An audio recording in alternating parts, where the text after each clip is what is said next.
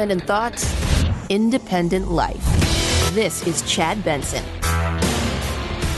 Permanent state of constitutional crisis now. They say it every week now. Taxes, no, you can't see as taxes. Steve Mnuchin says there's no legitimate legislative purpose. Security clearances, us to know, you to not find out. Redacting the redacted Mueller report, executive privilege, again, not a thing. Deutsche Bank, they want those documents. They're suing for that. That'll never happen.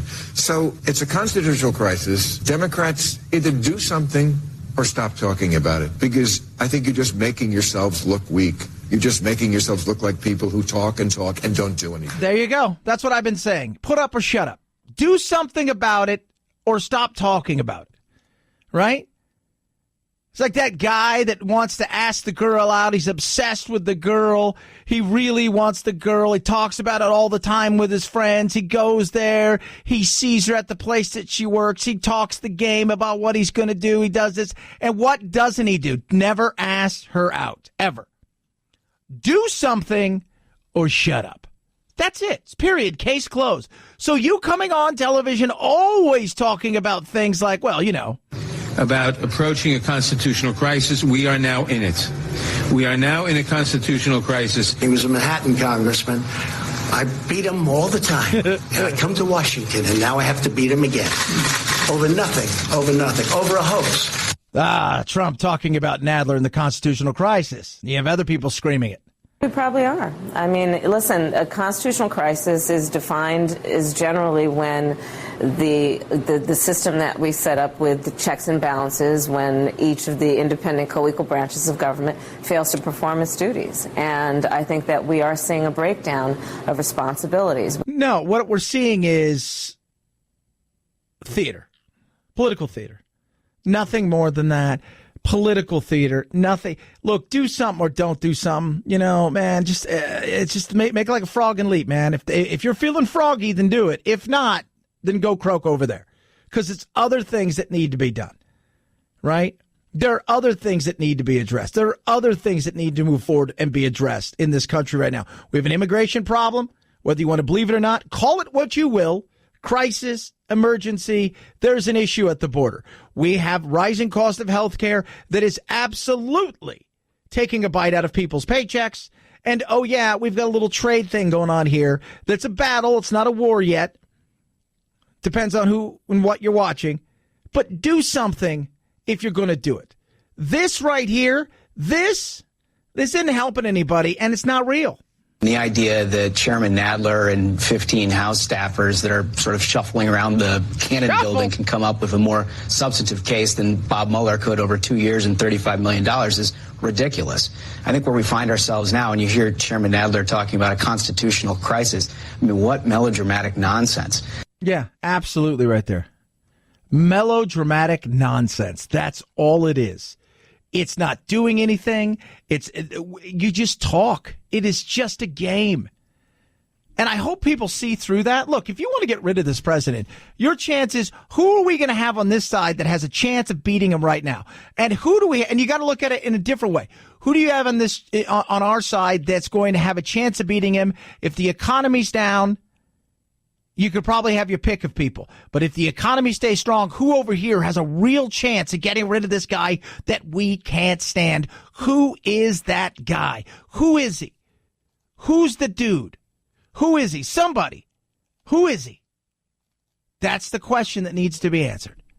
So you better figure it out. But this all day, it's boring. It's getting old. Speaking of fun, frivolity, and craziness, and for a lot of people, talk of trade can be boring. But the reality is it's more than just trade that we're talking about here. It's more than that. This is really a battle of wills and a battle of superpowers that is this era's. I mean, we can go back and look at the generational thing. And one of the things I say is that this generation every generation needs to fight for something.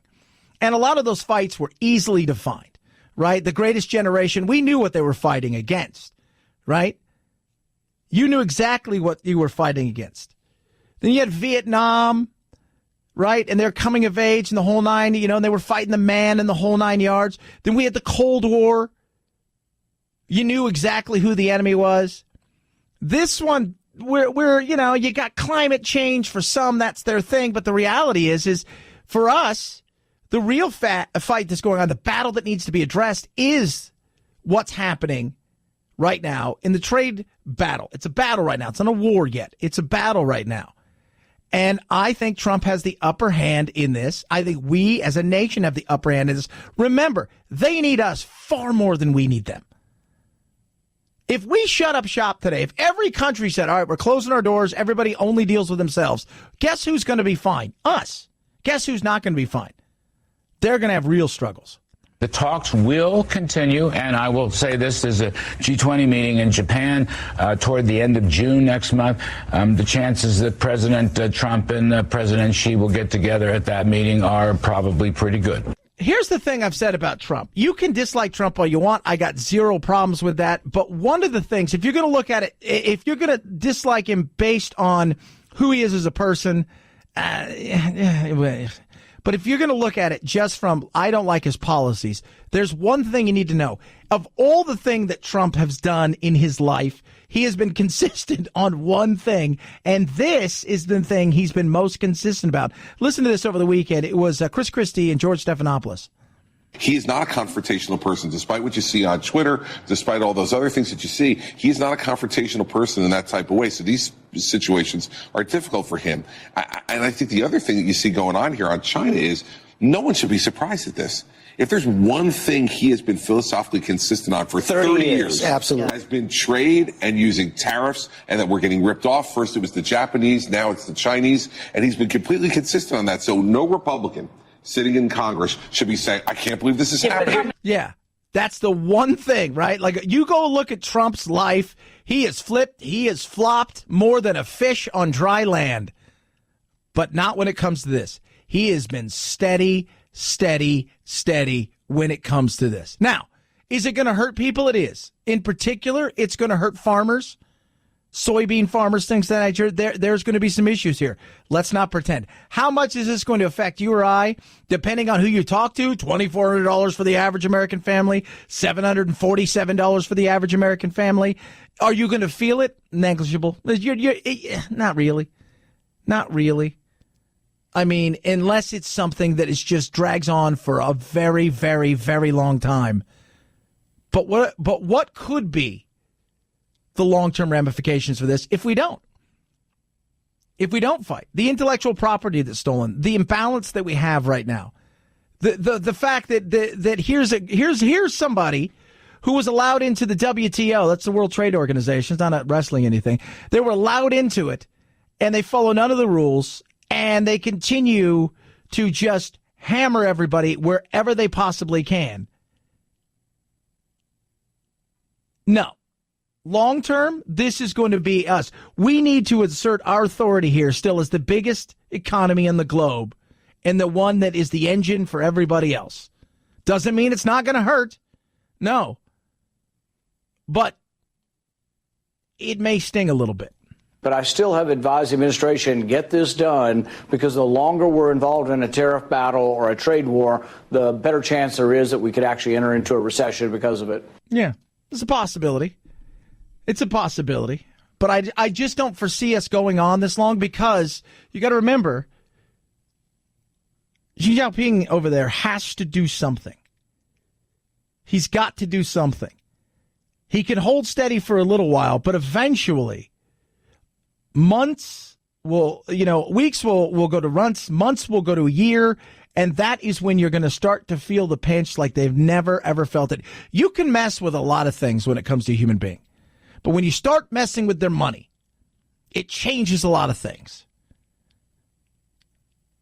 And globally, while it could hurt and slow some things down, what it will do to them is huge.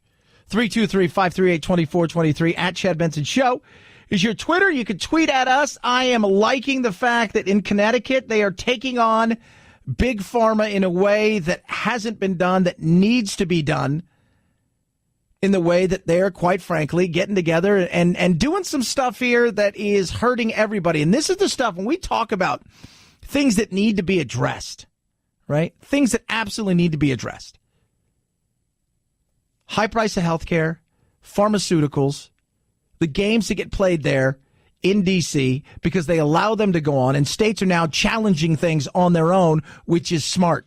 The major drug manufacturers, including the largest generic drug manufacturer in the world, Teva, are openly and brazenly colluding on price, and they're dividing up market share. Yeah. They're openly colluding. That right there is Attorney General William Tong, who's coming after these companies because he's looking at them saying, wait, I see the game that's being played here. We all know what you guys are doing. We've got the evidence. You're getting together and going, hey, guys, on Monday, why don't we slowly but surely all raise the price? This was so hilarious, right? Like this is what's the insanity of how much money they see that's out there. Normally, if your competitor's raising the price and prices for the stuff isn't really rising to produce the stuff, you could go, man, I can kick this guy's ass because I can keep the prices the same or lower it and have a chance to grab all the market share. But they're saying, no, we've all have the market share, so let's just run with it the best way we possibly can, which is we'll equally raise the price and therefore we'll have as much as we want. What we have found is that the generic drug manufacturers, by and large, most of the majors, represent the largest corporate cartel in American history. Yeah, it's crazy. It is really nuts. This is the stuff that drives people mad. This is the stuff that gets people pissed off at Big Pharma, and they have every right to be. When you see stuff go from $68 to $290, you feel that in a month. When you see stuff go from $100 to $1,000, you feel that. And when you know it's all completely a manufactured game, I'm not saying there's times when there isn't a pinch on stuff that they need to produce these things, because I'm sure that does happen. But after a while, we know the game, and it is a game. 323-538-2423 at Chad Benson Show is your Twitter. You can tweet at us. Love hearing from each and every one of you. Hope you all had a wonderful Mother's Day. Happy belated Mother's Day to all moms out there. MyPillow is amazing. I got a little Mother's Day present for you. It's a belated one, maybe a Father's Day present. That's next, right? And we don't really care that much about fathers. We're like, hey, here's what you get. A hug. We'll leave you alone for the day. MyPillow, it's incredible. I love MyPillow. It's amazing. I should have tearaway sweats. That's how much I love my MyPillow. I use all the stuff. I've got the best pillows around. My Go Anywhere pillow is incredible. I take it all over the place. You guys listen to the show. You know I travel a lot. It is absolutely incredible. 100% machine washable and dryable MyPillows, right? Cotton is incredible, right? 10-year warranty, nothing to lose. 4 pillows right now, 2 premium pillows, 2 Go Anywhere pillows, half the price, free shipping, and they got a money-back guarantee. What are you doing? Get it now. 4 pillows, half the price. Call 800-984-4975. That's 800-944-4975. Or go to MyPillow.com. My promo code is Benson. Make sure you use that. That's MyPillow.com, promo code Benson. MyPillow.com, promo code Benson. It's the Chad Benson Show.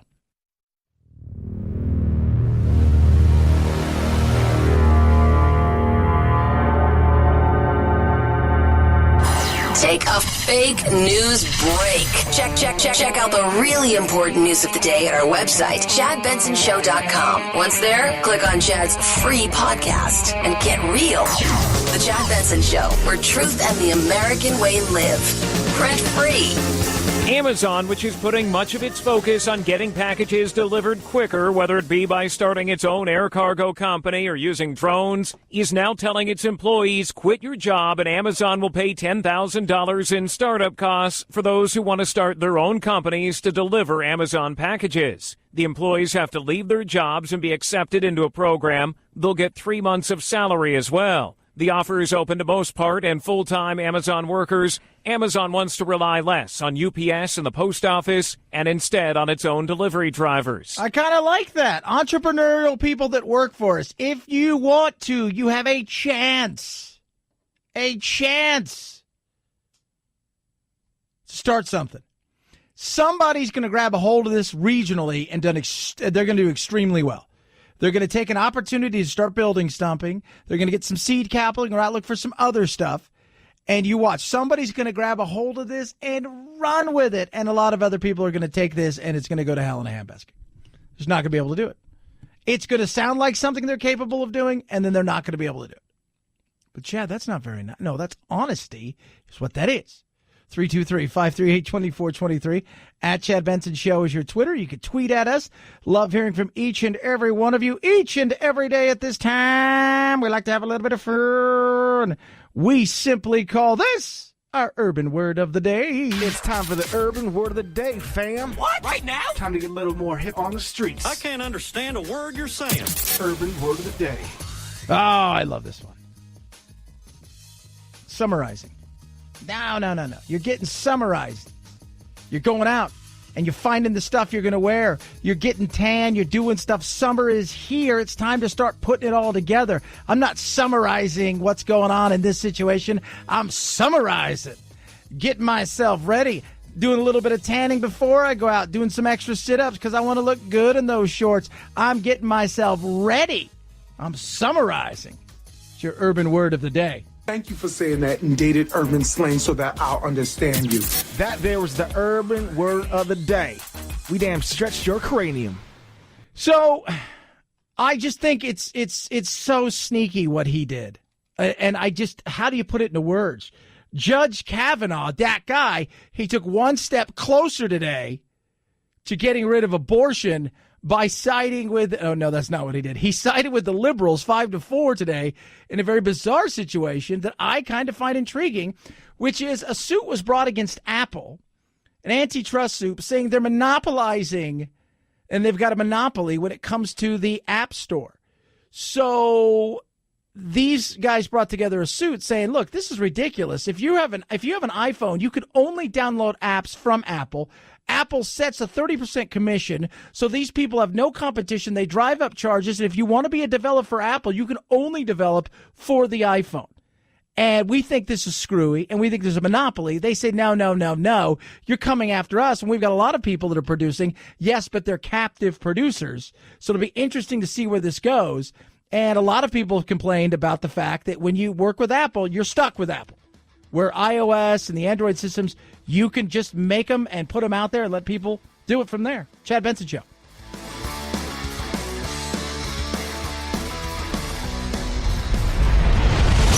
The Chad Benson Show.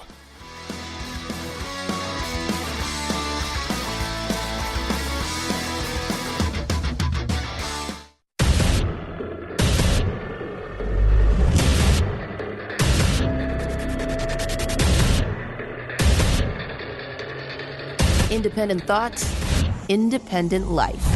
This is Chad Benson. Felicity Huffman said nothing entering or exiting court, but inside she spoke in a clear voice as she pleaded guilty to a single charge of conspiracy to commit fraud. There were a few tears when Huffman told the judge her daughter had been seeing a neuropsychologist since age 8 and had been getting extra time on tests since age 11. Neither her daughter nor the doctor, though, Huffman said, had anything to do with the $15,000 bribe payment she made to get a crooked SAT proctor to correct her daughter's answers. Federal prosecutors will recommend a prison term of 4 months when Huffman is sentenced in September. Yeah, your daughter may get extra time, but what she doesn't get is the teacher who's giving her extra time, correcting everything, and then giving her an A. That's what she doesn't get. I don't think she deserves jail. I don't. I think she is, throw her a fine and let's move on. Some of these other, like Lori Loughlin has to just be patting herself right now. If she does 4 months in jail for this, if she does 4 months in jail for something as stupid as this, and it is completely stupid, but you cheated the IRS. You claimed things that you shouldn't have claimed, knowing full well you shouldn't have claimed them. Right? You didn't stretch, you didn't go, well, we'll put down $12,000, even though we wrote an $11,000 check because we gave some money elsewhere. You didn't do that. You just, you knew it was wrong. But still, I mean, come on. Does she, well, Chad, she deserves, I've heard a lot of people, oh yeah, they totally deserve. They should go to jail for a long time. Do we have better ways to make them pay? Right, if you will? Don't we have better ways that they can do some stuff? Don't we have ways that we can make them go out into the community and do some things, give back in ways that I think will be more beneficial than sticking them in jail? It's not going to deter people. If people want to get their kids, they're just going to figure out a new way to do it. That's what they're going to do. They're going to figure out a new way. How can I get this did? What can I do to get this done? How can I get this done? How could I'll twist it over here. I'll run over there. What about, they'll figure it out because that's what, let's be real. People don't stop. You catch a bank robber, guess what they do? There's another bank robber out there looking to rob banks. It's not like, whoo, they caught them. They'll just be smarter about it. So why not use these people? Because let me tell you something. There's some people like, I'd rather spend 4 months in jail than go out and talk to the poor. That's what you should make them do. So I think when I used to babysit my little brothers and sisters, I never say, oh, you're in trouble and you got to go clean up your room. You know what I used to say to them? Was, all right, you know what you got to do now? You got to run laps. Oh, man, don't you want us to clean our room or something? Nope, laps. You're going to go out and run laps. Oh, they hated that. Make them really do something. 323-538-2423 at Chad Benson Show is your Twitter. You can tweet at us. Love hearing from you. Gasoline. For weeks, $4 per gallon regular unleaded in California has pulled up the average price nationwide.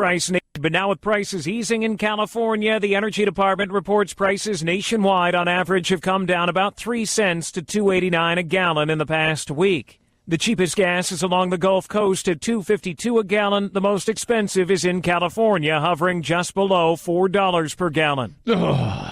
Producer Phil, what are you paying out there? I think Virginia. This morning it was $2.70 something.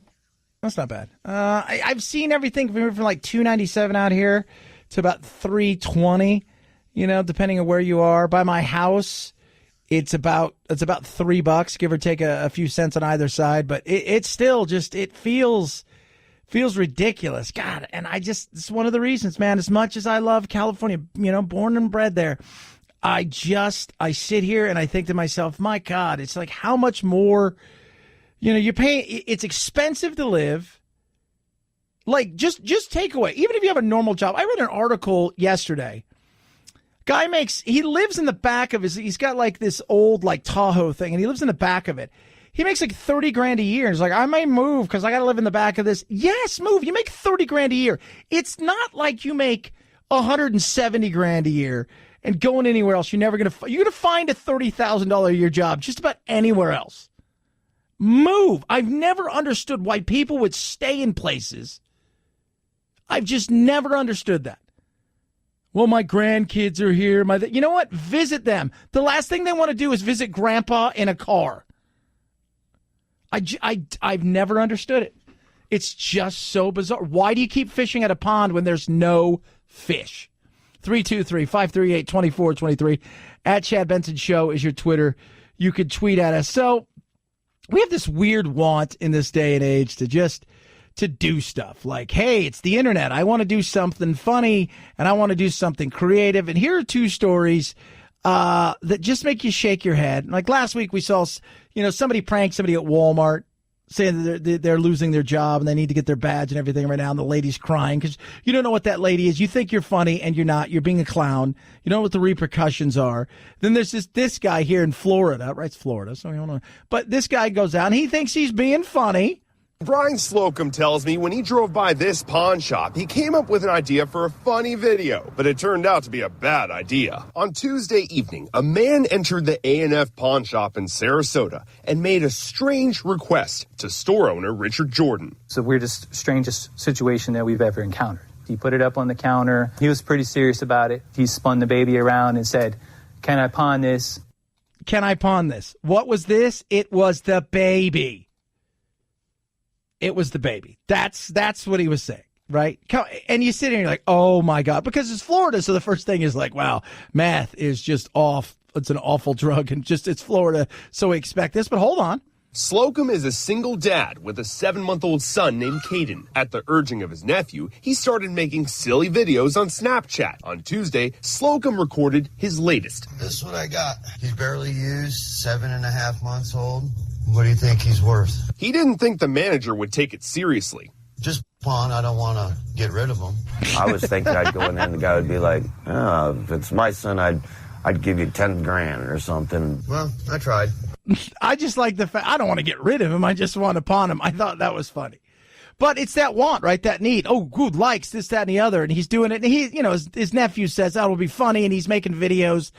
And I get that, right? Like, because everybody kind of dreams, oh, what if, what if I got, a couple videos took off. Next thing you know, I start doing more and more of these and it took off and things go crazy and I can start making money or whatever.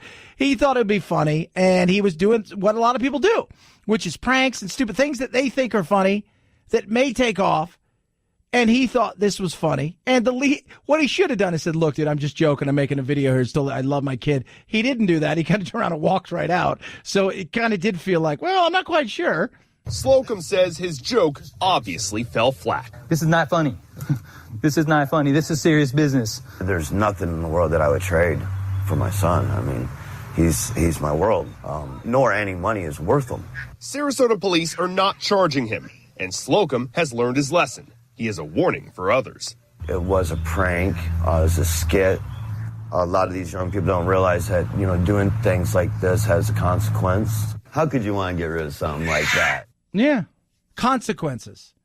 And we have this want nowadays, this need to be loved, to be liked, to literally be liked, to be shared, to be viewed, and people are going out of the way to do stupid things. Case in point, one of the hardest things I've ever seen. I love my job, but there are a lot of things that I would love to forget, but I never will. And this was I couldn't even imagine what this family's going through. Their kid, Mason, 15, Evansville, does the choking game. Viral game that apparently kids are doing nowadays. Because, that's what it's all about. Hey, I tried this, so you should try this at home. It'll be fantastic. I was thinking about when I was a kid, I'm like, what games did we play with each other where we'd screw around? And none of them ever involved any of us dying. But today, his mom and dad said he's not going to be saved. We're going to pull him off life support and donate his organs.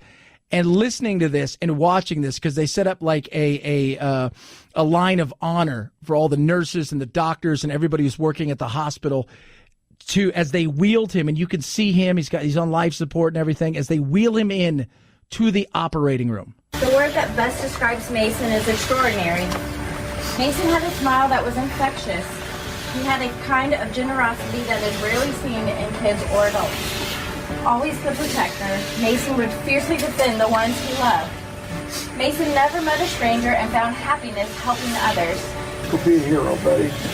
Good job, buddy. Good job, buddy. Love you. So hard to watch. This is dad and them saying, go be a hero, because he's giving all of his organs.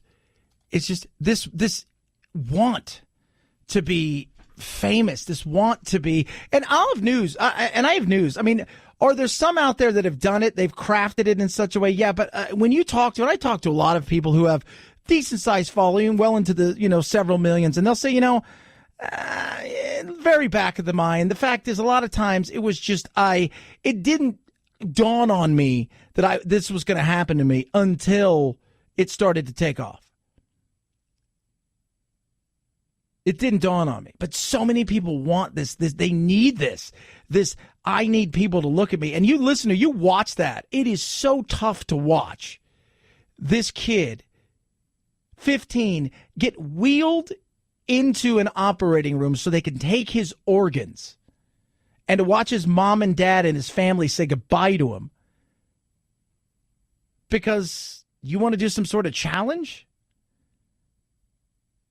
It's I don't know, man. You get in front of the camera. And, I guess we shouldn't really be shocked by this. I mean, all you have to do is watch the news and watch people behind news reporters on the street and see what happens when a camera is pointed in someone's direction, what they're willing to do. It's crazy. It is. And it's just, it's gut-wrenching. 323-538-2423 at Chad Benson Show is your Twitter. You can tweet at us. Love to hear from you. The stock market was down today, and everybody's freaking out. Everybody take a deep breath. But I talked a bit about this earlier, and it's funny, I tweeted out about this as well. But remember that longer term, the U.S. economy is still doing well. I think that there will be some resolution. And if there's something out there that you like and that you find particularly attractive, this may be a buying opportunity. Yeah, it may be a buying opportunity. And people are like, they hammered me. Oh, my God, Chad, how could you? Like Americans can do that. Americans aren't victims. And guess what? There are people out there that do buy stocks. They are. There are people out there that go, oh, you know what? This might be a good opportunity to jump in something I've always wanted to jump into. But it's so funny. It's like, oh, Americans don't have the money for that. You think all Americans don't have the money for that. You'd be surprised. There are people out there that do have the money for that. I used to trade commodities. You'd be surprised how many people weren't millionaires, made an okay living, but put their money aside to do certain things, and one of them was that. There is money out there. People do look for opportunities. But, man, stop saying that we're all victims. Jiminy Cricket. 323-538-2423 at Chad Benson Show, Twitter. Tweet at us. Do love hearing from you. Butcher Box. Yummy. That's the best way to describe Butcher Box. Tonight, because I've already gone through all of my Ultimate Barbecue Bundle. That's gone. Got away from an Xbox to come. I mean, I just sucked it down. It's incredible. Grass-fed beef, free organic and free-ranging chicken, wild-caught sockeye salmon, the best pork around. Best cuts, best quality, 20 different cuts of meat. There's no antibiotics or hormones ever. The most nutrient-dense meat you're going to find. You're going to take a bite, and you're going to, wow, this you can tell, right? You bite into something like this separates from that stuff that comes in like styrofoam with plastic on. You will go, this right here is amazing. It's incredible. You can choose and build your own box. It's free delivery right to your door. Less than $6 a meal. And right now, the Ultimate Barbecue Bundle is going off. All right? Get ready for this. 2 New York strip steaks, baby back ribs, 2 pounds of ground beef, and $20 off your first box. How do you get this? Simple and easy. Go to butcherbox.com/Chad. Butcherbox.com/Chad. Butcherbox.com/Chad. It's the Chad Benson Show.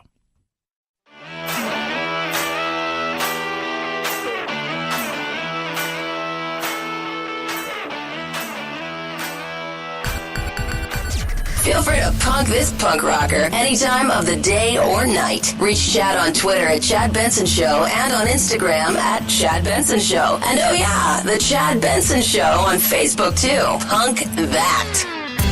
I don't need a Pokemon. And what about a world-class detective? A solid #2 debut for Pokemon Detective Pikachu. The comedy earned a better-than-expected $58 million. That's the largest opening ever for a video game adaptation. Not bad, considering the competition. Whatever it takes. Avengers Endgame, #1 for a third consecutive week, adding another $63 million to its domestic bottom line, now topping Black Panther as the third highest-grossing film domestically of all time.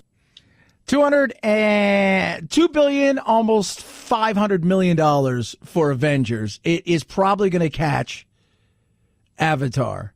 I would assume that'll happen in the next 2 weeks or so. I saw Pikachu. I enjoyed it. It was fun. Took the kids. We laughed. And of course, I had to find out on Friday that there is no just Pokemon. I thought Pokemon was like Pokemon. It's like, this is Pokemon. Like Iron Man is Iron Man, and there is a They're all Pokemon. And I was surprised to learn. I learned a little something new. There. All right. Back in my day, we didn't have this old Pokemon and Dragon Ball Z and all this stuff. We had Tom and Jerry, Bugs Bunny, things like that. Kids are always amazed. I remember when I was talking to Jack. It's like, kids are always amazed. Like, we didn't watch. There wasn't many, like even Mickey Mouse. There wasn't Mickey Mouse. Mickey Mouse was in like 4 things, right? And there were movies, so you weren't seeing Mickey Mouse stuff, right? But nowadays, they're everywhere. They got so much stuff to choose from nowadays. Sad news out of the world of Hollywood.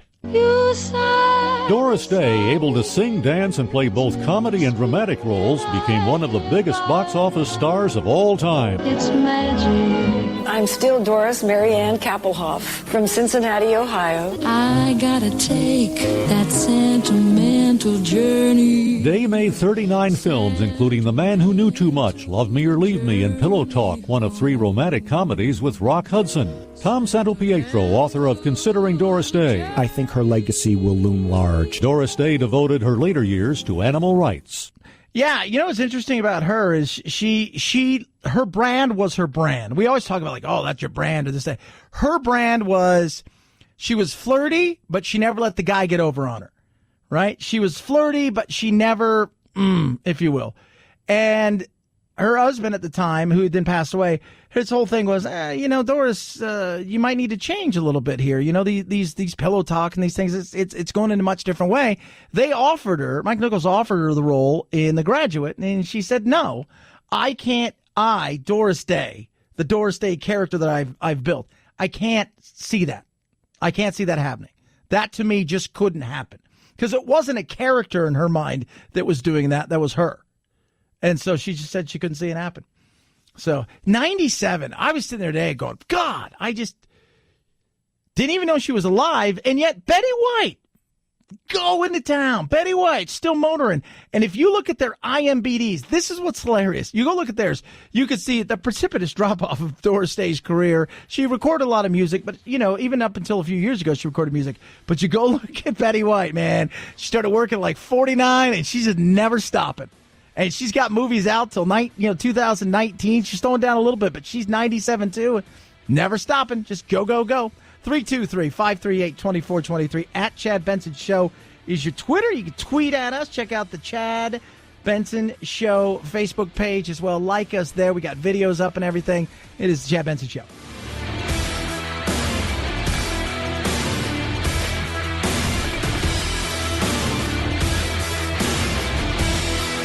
This is the Chad Benson Show.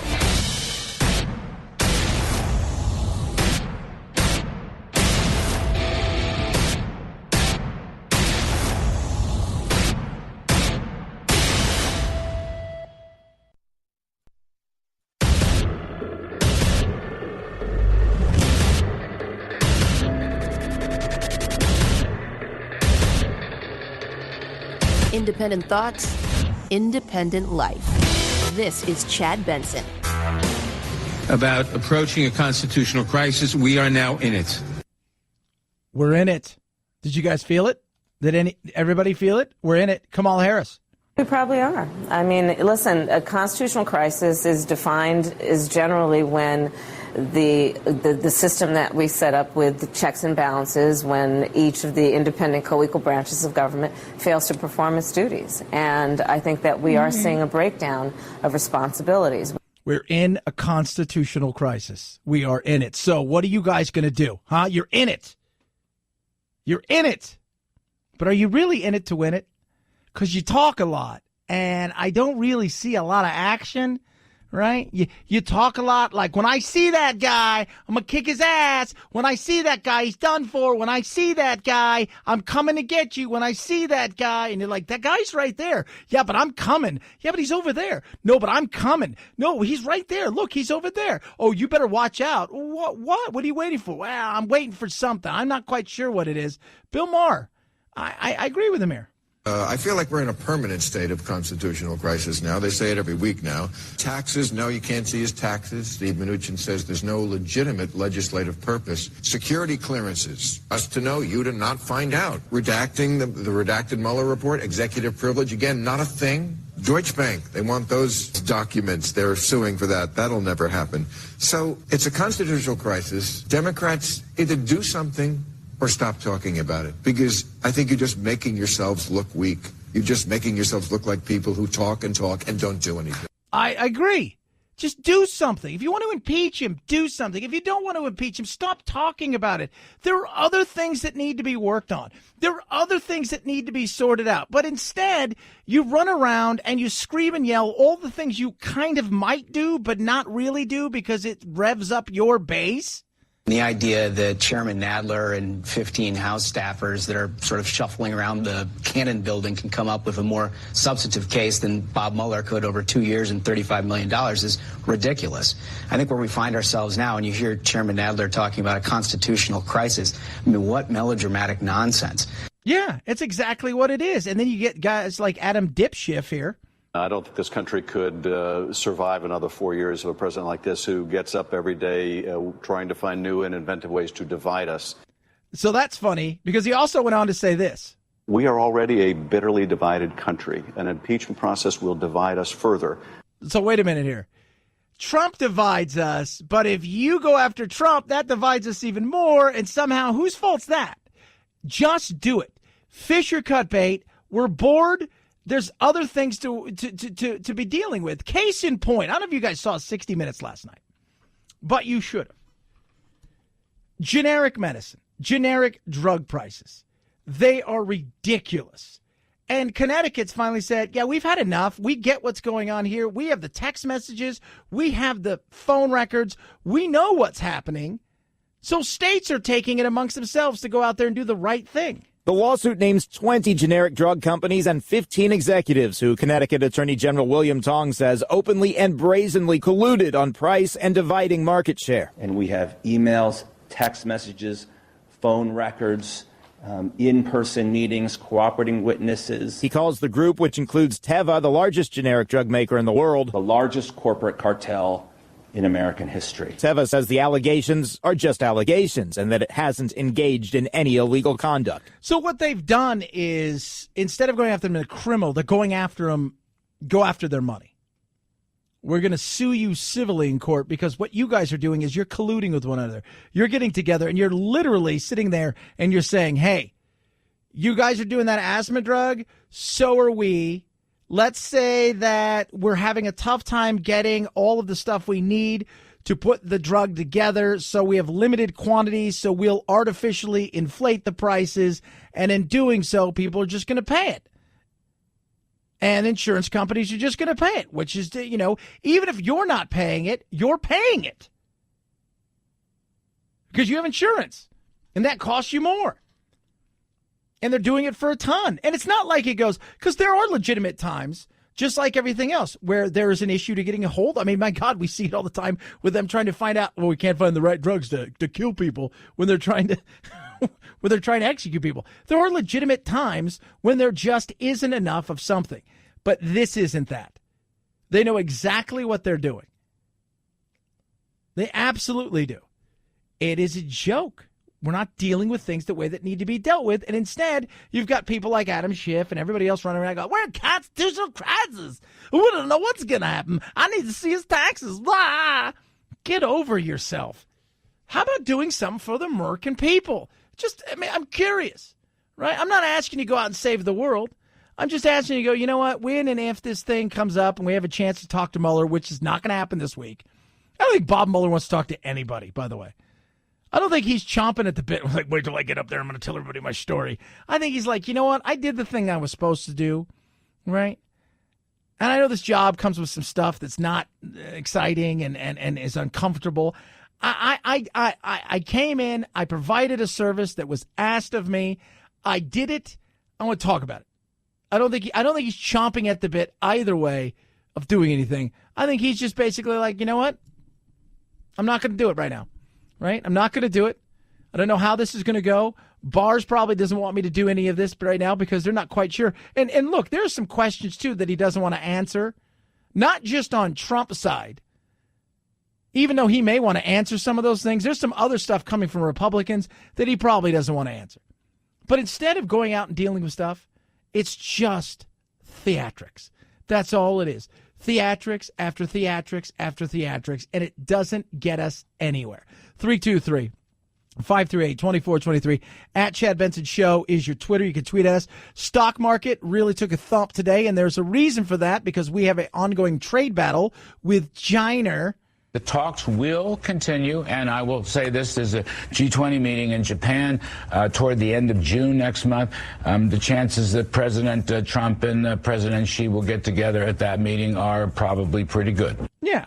And I think it's a battle. It's not a war yet. It is definitely a battle. It's not quite a war, but it isn't going to be pretty anytime soon. These tariffs have certainly added to other issues that we already had with excess supply and hurting our export markets and decreasing our export demand has definitely exacerbated a lot of the issues in agriculture and made for some very, very tough financial conditions. Yeah, for some farmers, there are some tough financial conditions because we have enough of soybeans. They were producing it for other parts, and when you go and put a tariff on that, but understand what China's trying to do. This isn't just about, hey, China and there's an unbalance here with what's going on here with the U.S. and them and trade and this, that, and the other because we're a consumer-based nation. We're buying far more of their products than they're buying of ours, but they're coming after ours in much, much different ways. for different reasons. They're not trying to level the playing field when it comes to their companies over there. What they're trying to do is they're trying to use the money they're making off of us, the intellectual property and theft, and they turn around and make more money off of us on building an empire of which we're going to have to make a decision in the next coming years as of which works better. Free market capitalism with free individuals or their way. It is a much bigger thing than just this. And this is something that I found to be very interesting. George Stephanopoulos had on Chris Christie, right? And Chris Christie, since he's no longer governor and he's not running for anything, I find him to be, he's interesting. He says a lot of things. But he talks about one thing that we've talked about for years on this very program. He's not a confrontational person, despite what you see on Twitter, despite all those other things that you see. He's not a confrontational person in that type of way. So these situations are difficult for him. And I think the other thing that you see going on here on China is no one should be surprised at this. If there's one thing he has been philosophically consistent on for 30 years, absolutely, has been trade and using tariffs, and that we're getting ripped off. First it was the Japanese, now it's the Chinese, and he's been completely consistent on that. So no Republican sitting in Congress should be saying, I can't believe this is happening. That's the one. You even heard Stephanopoulos, for 30 years he's done. Absolutely. Somebody texted in earlier and said, hey, Chad, I thought you were all Republicans or free market. I said, well, first of all, I'm not a Republican. Secondly, this isn't just about trade. There is a bigger picture here. So stop thinking micro, think bigger, think macro, think much bigger, think humongous. And the battle that is going to go on here based on which way do you want to go in your economy and your world. That's what this is. And we'll be fine. Our economy is strong. We'll be fine. There will be some people hurt, yes. How much is this really going to affect you? Depends on how long it goes. But the gas prices will affect you more than probably this by far. What you may feel out of this will be negligible unless you're a farmer, right, in the upper Midwest where you might feel this. But there's a bigger thing at play here. 323-538-2423. At Chad Benson Show is your Twitter. You can tweet at us. I was laughing. Did you see, Phil, did you see Dennis Rodman rob the yoga store? Allegedly. Allegedly. I don't get that. Oh my God. I got some audio from that. I wonder, man, growing up in Southern California, and I lived for years in Newport Beach, so I'd see Rodman everywhere. He was everywhere. If you guys haven't seen it, it's so bizarre. He's like doing stretches. It's why the lady's stuffing stuff in her purse and they gave it to us. It's just so insane. It's his wife. They gave it to us. Oh, man. Oh, when it comes to cost of repairs, you need options. Right? Stop bargain hunting for the best deal of this, that, and the other, for when it comes to your repairs, because you're not going to get anything. For car repairs, it's going to be worth a damn, right? What you need to do is put yourself in a situation where you protect yourself and the cost to cover repairs. And that's simple and easy. It's CarShield. They make the process of fixing your car for cover repairs so easy. First and foremost, you get to choose the mechanic you want to take it to. The dealership, if you want to. They get them paid directly. You get 24/7 roadside assistance while your car's being fixed. Guess what? They're going to get you a rental car for free. If your car has 5,000, 150,000 miles on it, doesn't mean you have to pay high repair bills. Do what I did. Get CarShield and find out what it can be like when you know you're protected. Get covered by the ultimate extended vehicle protection. Call their new toll-free number, 800-CAR-6000. Mention code Benson. Saves you 10%. Or go to carshield.com. That's carshield.com. Use my code Benson. Check out all the plans they have right there. Find out which one fits you and what you need. That's carshield.com, code Benson, or 800-CAR-6000. Mention code Benson. A deductible may apply. At Chad Benson Show, Twitter, ChadBenson. It's the Chad Benson Show.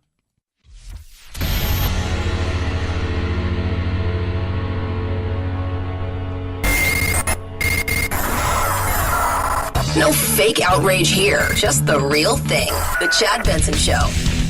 We will always fight for life. Georgia Governor Brian Kemp as he signs legislation that would virtually ban all abortions after 6 weeks. We will allow precious babies to grow up and realize their full God-given potential. It's unconstitutional on its face. Georgia ACLU's Andrea Young, who promises to do what Kemp expects, filed suit against the measure. While that will likely cost Georgians millions of dollars in legal fees, Kemp says it's worth it, believing the new conservative majority on the U.S. Supreme Court will back him. Yeah, so again, it's time to battle over abortion, and that's what's going on. This is one of those things that's never going to go anywhere. When you look at the latest polling data when it comes to pro-choice, pro-life, whatever you want to call it, after the first trimester, it really just falls off, right? And there's very little support for the third. They're talking 6 weeks, basically a heartbeat bill. And I always say, guys, stay away from this one, right? And then I get the pushback, Chad, you shouldn't tell anybody, the government should tell anybody what they should do with their bodies. And I say that the government tells us all the time what we can and can't do with our bodies. I can't sell my kidney, right? I can't, to somebody who needs it. I can't. You can't just do the drugs that you want to do, even if it's legal. I mean, even if it's legal in some states, federally, it's illegal. You just can't do it, right? You want to do cocaine, you can't do cocaine, even if you're not going to hurt anybody. You can't. So they tell us all the time what they can and can't do. Although this was interesting. I heard this on The View, right? And I'm not always a huge fan of Meghan McCain, rarely. But she did say something here. And I'm like, yeah, because you never do get to hear that side. People like Alyssa Milano need to understand that women aren't just one section of the population that are like her. I always feel like pro-life women are just completely left out of conversations like this. I think it's true. And by the way, what did Melissa Milano say? She said that she wants to use sex as a weapon, essentially. So no more sex until, I'm not quite sure. She's been a little, and she's been a little like, she's changed a few times, and then she tweeted something that apparently had to do with the fact that not all women have vaginas. Some of them have penises, which is not true. Not all tall people are midgets, but some midgets are tall people. What? So, okay, that makes you feel better. So, but she's trying to use that, saying that you shouldn't have sex. And, of course, you got the usual people like, oh, because Georgia's a huge place where they do a lot of business in Hollywood, because Hollywood is so expensive in California that places like Louisiana and Georgia are a huge, huge prime growing place where people film because there's tons of tax breaks. And now people are vowing that they're not going to shoot stuff in Hollywood. Although it's funny because I was looking at some of them, and I was like, you're not making any of these things there anyways, but you're vowing not to shoot there. You don't shoot there. And some people, like Jordan Peele came out today, and J.J. Abrams, they're making movies and television shows there. They said, you know what, we're going to still shoot there, but we're going to give the money, some of the money we make to fight this law. That's fine. I got no problem with it. But, man, this is one of those, it's never going anywhere. It isn't. And this fight's going to be there. And just get ready for it. It's going to get uglier sooner. And now I've always said, I allow states to do what states do. It's the beauty of states' rights. You let states do what states do.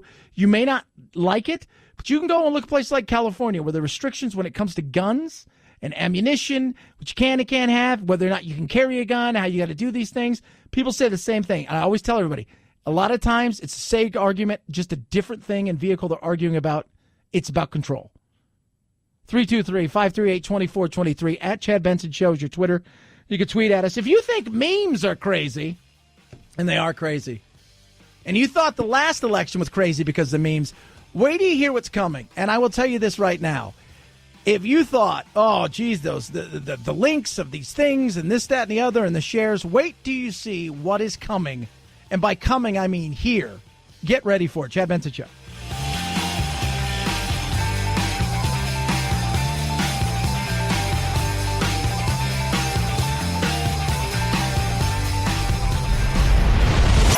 The Chad Benson Show.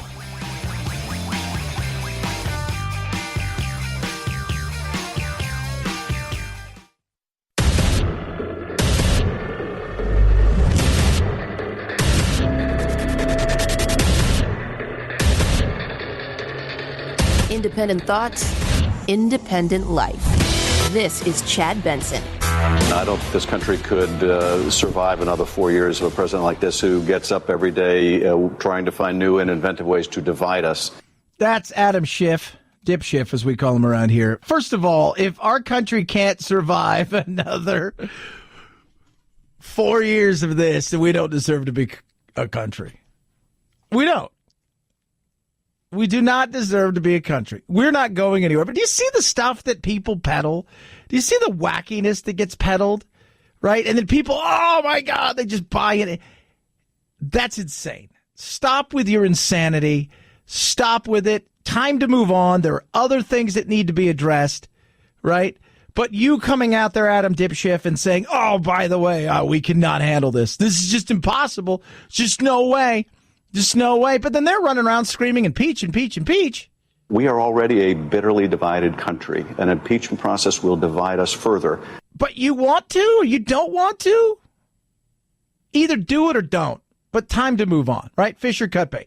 323-538-2423. At Chad Benson Show is your Twitter. You could tweet at us. So last week, this dude who, quite frankly, he used to be a roommate of another guy who started a little company called Facebook, right? So Chris Hughes started this. He goes out and says, hey, we need to break up Facebook. We need to get rid of it. And they're out now doing a little spin, trying to fix this because you got somebody who's coming out talking about Facebook. And now more and more people are chiming in. Even Kamala Harris got into it. Do you think they should be broken up? Yeah, I think we have to seriously take a look at that. Yes.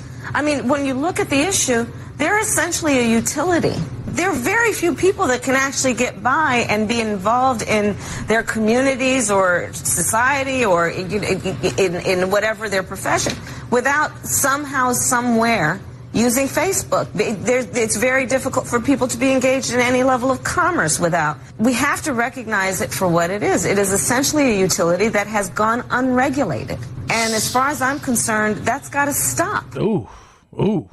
Some big words right there. And again, they're trying to figure it out because what they really want to do is make them spin off Instagram, WhatsApp. You can be one, you could be two, but you can't be 5, 6, 7, 8. And you can't buy everything up and own everything, control everything with zero regulation, with zero, there's no accountability, right? Even last week, Chris Hughes said, right, here's the guy who started Facebook, co-founder of Facebook, said, look, in the end, Mark, not a bad guy, but he's allowed his want to grow this company to essentially put all of his good things aside because he wants to grow this company at such a pace and massive size to control so many things. And he's got no accountability. He still owns 60% of the shares. So what does that mean?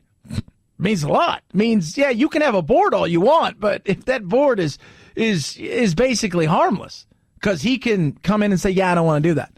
So Brian Stelter, who always sounds like he's constipated and whining, had Nick Clegg on. Now, Nick Clegg is VP of Global Affairs and Communications. He's a muckety-muck bigwig, and he's been out the last week or so spinning, hey, no, slow down. We're going to have some bumps. We're going to try to fix all of these kind of things to go away. We're going to sort this out. Don't worry. The amount of poison that is spread on Facebook and WhatsApp, not just in the U.S., but around the world. The problem is the poison that we're all choking on. And I know that Facebook didn't invent it, but it exists every day on Facebook. Sure. But does anyone seriously think that poison or that attempt to influence elections, unpleasant, hateful, violent content is going to suddenly go away because Facebook has been broken up? No. And again, I agree with Stelter, even though he sounds like he's super excited, that they didn't invent it. They just gave people a platform for it. It's not going to go away. That's why I'm a big free speech advocate, and I'm all about free speech as long as you're not advocating violence. There you go. Violence. As long as you're not doing that, I'm an advocate for that. The problem I have isn't even with Facebook as it is so much with the crony capitalism that goes on between the likes of Silicon Valley and elsewhere. It's hard to be that startup. They talked last week about, David and Goliath is a great story. The problem is David now has to go through so many things to get to the point where he even has a chance to fight Goliath. And that's the issue I have when it comes to breaking something up like this. You need to break up the stranglehold that Silicon Valley has, but their money is so good, right? Oh, God, it's so good. And the addiction that they have in D.C. to that money is so good. It's hard to get rid of it. I don't think dismantling companies altogether is the way to deal with some of the complex issues which he quite rightly highlighted. Data use, privacy, the attempt by folk from elsewhere to try and interfere in our elections. These are, I don't in any way want to diminish the importance of those and the heavy responsibility that Facebook bears to play a prominent role in solving those problems. But chopping a great American success story into bits is not suddenly going to make those problems go away. They won't suddenly evaporate. No, they won't suddenly evaporate. But I think you could really start to slowly chip away at those things. Somebody out there who wants to start a company that's saying, hey, you know what? I want to start a company, and my company is going to be in some ways a little bit Instagrammy, maybe a little bit Snapchatty, maybe a little bit Facebooky, but it's going to be able to, this is the things that we're going to be able to do. On top of that, your data is your data. Your privacy is your privacy. It's not ours. We want to give you a platform to come say some things. Some of them we may not like. Give you a platform to do all of these things, and we're not just going to make you and use you as this guinea pig for our advertisers. Not that we won't, data-wise, try to find the right thing for advertisers, but the reality is we're not going to use you in ways that they have. You couldn't get to that point now. Nobody's going to give you money to take Facebook on head on. They're not going to do it. They're not. And that's the problem right there. The great American success story, of which it is also putting out so many other people that might have a chance because they've understood that just like, with Google and the alphabet court is you go, you court the power in D.C., and you make it so, nobody else gets to play the game. And that's the frustration. That's absolutely the frustration that people have. I don't know what they're going to do, but they need to figure it out. Then what do you propose instead? Then what is going to be done instead? Well, firstly, of course, Facebook needs to do more, and we are confident that we are going to be considerably better prepared, for instance, for the 2020 US elections than we were for 2016. And actually, just recently, some independent academics from a network of universities, Princeton, Michigan, and elsewhere, have said that misinformation on our platforms has plummeted by about 75%, the extent of it, compared to 2016. But you're harping back to that. They want to know, what are you going to do? Because you're so big and the domination is so massive. What are you going to do? Well, we're going to get rid of misinformation. It's already out there. People are going to still figure out a way to do it. So what are you going to do? You can fight it, and that's great. But what else are you going to do? There's got to be other things that you're going to be able to do.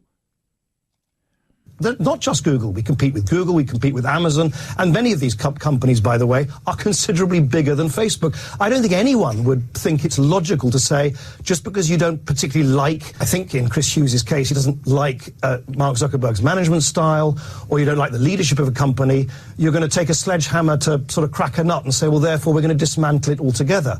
I'm telling you guys, that Chris Hughes thing has gotten under their skin like nothing before. The privacy, I've never seen them come out and address something like this and be as forceful with this because they understand. People are sick and tired of it. And I think there's a lot of people out there that they want a fair playing field. They want the rules and regs. Hey, what are the rules and regs for your thing? Tell us how we can and can't do these things. Hey, and by the way, the privacy issue thing hurts. And also the fact that you guys gobble up everybody, right?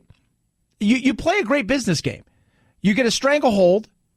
You make it virtually impossible for a company that has a good idea to get off the ground, and then you come in when they're at the lowest and you buy them. It's business 101. And you've got the help of government. That's why they're always there wanting certain kinds of regulations, because they understand those regulations to them. They've got everything in place to do that. A small company startup doesn't. And in Silicon Valley, not too many big investment companies are going to go out there and throw a bunch of money that are going to compete against Facebook. There's not a ton of them out there that are going to do that. because they understand where a lot of their bread is buttered and where a lot of those millionaires and billionaires who throw money in to those startup angel incubator investment firms came from Facebook. 323-538-2423 at Chad Benson Show is your Twitter. Tweet at us. Speaking of Amazon, which is putting much of its focus on getting packages delivered quicker, whether it be by starting its own air cargo company or using drones, is now telling its employees, quit your job and Amazon will pay $10,000 in startup costs for those who want to start their own companies to deliver Amazon packages. The employees have to leave their jobs and be accepted into a program. They'll get 3 months of salary as well. The offer is open to most part and full-time Amazon workers. Amazon wants to rely less on UPS and the post office and instead on its own delivery drivers. Very interesting. Doing everything they can. What they want is a bunch of strategic partners regionally. And somebody's going to take advantage of this regionally and do extremely well. Others probably don't have the foresight. They think, oh, this will be great. I'll start my own business, but others will look at this and go, all right, I can do this. This is going to be something I'm going to do. And they'll take advantage of it. But Amazon's doing all they can because they want to what? They want to keep the prices low. And they want to figure out a way around the shipping because it's bad press all the time when you talk about shipping and stuff. Oh, we're subsidizing Amazon this and we're subsidizing Amazon that. So how do you go about doing it? They're going to figure it out. At least they're going to try to. Whether it's drones, I don't think it's drones, at least not anytime in the near future. But there's going to be something out there that it's going to work with. It is. Maybe not today, but soon. You watch. Amazon's going to come up with some stuff. That's what they're looking about doing. It's very interesting to see this. And this is funny, too, because as we talk about Facebook and the disdain that some people have and the anger, Amazon doesn't get that same kind of hate except when it comes to how its employees are treated. You hear that. But we love cheap goods, so that's one of the things, right? Amazon's cool because we love cheap goods. So it's weird the way that we look at companies. And Google, which is so massive, but it's so secret, and you're like, it's just a search engine. It's not just a search engine. That may be how it started, but it's not what it is anymore. And they get virtually no hate comparatively to the likes of Amazon and Facebook and Twitter. 323-538-2423 at Chad Benson Show is your Twitter. You can tweet at us. Love hearing from you. Guys, we're terrible at taking care of our health. We hurt our back. We hurt our knee. What do? Walk it off. We'll be fine. Rub a little dirt on it, kids. Are going to be all right. Same goes for erectile dysfunction. We don't get it checked out. 70% of men, according to a new study, say we do not get it checked out. Why is that? Well, a lot of reasons, right? It's uncomfortable to talk about.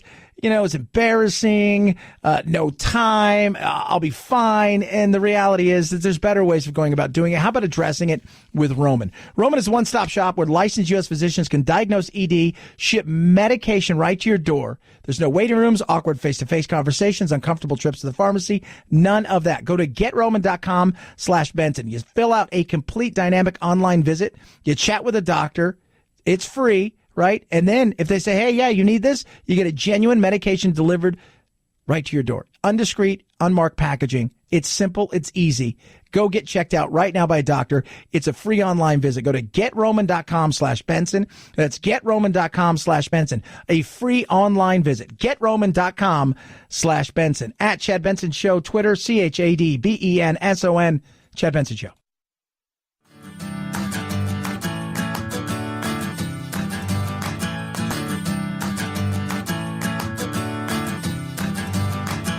Running with scissors sounds great compared to this. Say woo!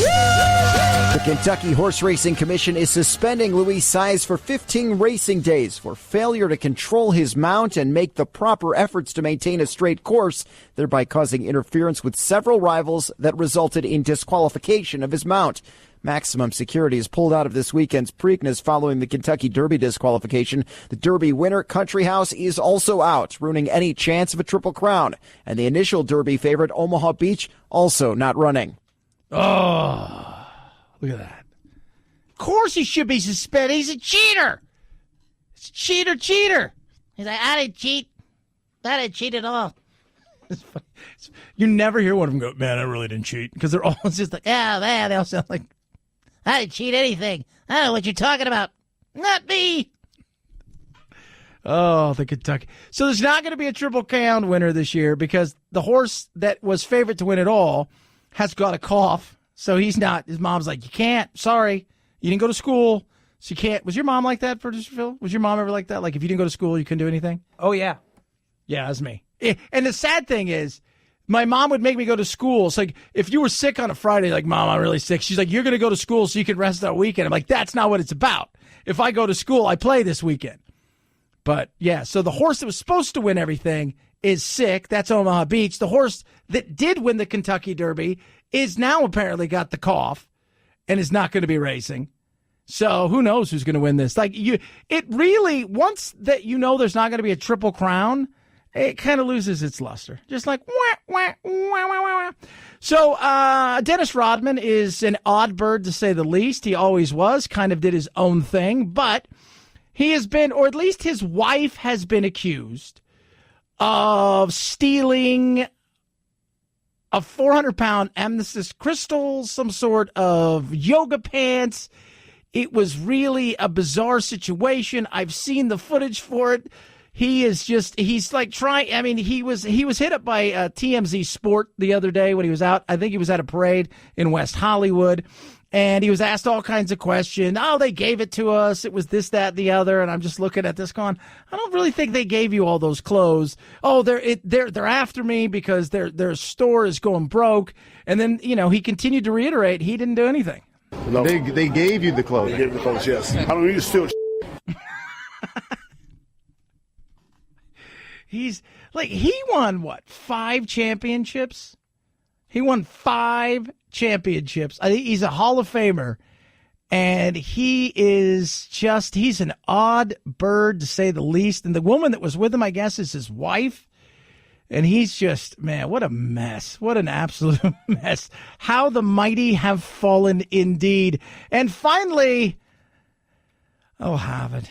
When Ron Sullivan joined Harvey Weinstein's defense team, it touched off protests at Harvard, where until now he was dean of an undergraduate house. Harvard removed Sullivan from the post after students said defending someone accused of abusing women made Sullivan an inappropriate mentor. Harvard's decision came the day after Sullivan told a judge here he would no longer be serving on the defense team, a decision a spokesman said had no impact on Weinstein's main defense lawyer, Jose Baez. So you're teaching kids who want to learn about the law, and you're defending somebody because in this country you have a right to what? A defense. And they don't like the fact. They want to be able to pick and choose, and you're a defense attorney, and you're teaching children, young minds that are becoming young men and women, about being a defense attorney. Oh, God, I give up. I don't, you know what I figured out this weekend? I don't have the energy to be woke. I just don't. I think when they get older, kids are going to be like, you know what? I was woke earlier, but now I want a nap. 323-538-2423 at Chad Benson Show, Twitter. Check out the Facebook, the Chad Benson Show Facebook. Like us there. We put videos up there. You can look at my face. Very bearded right now. It's the Chad Benson Show.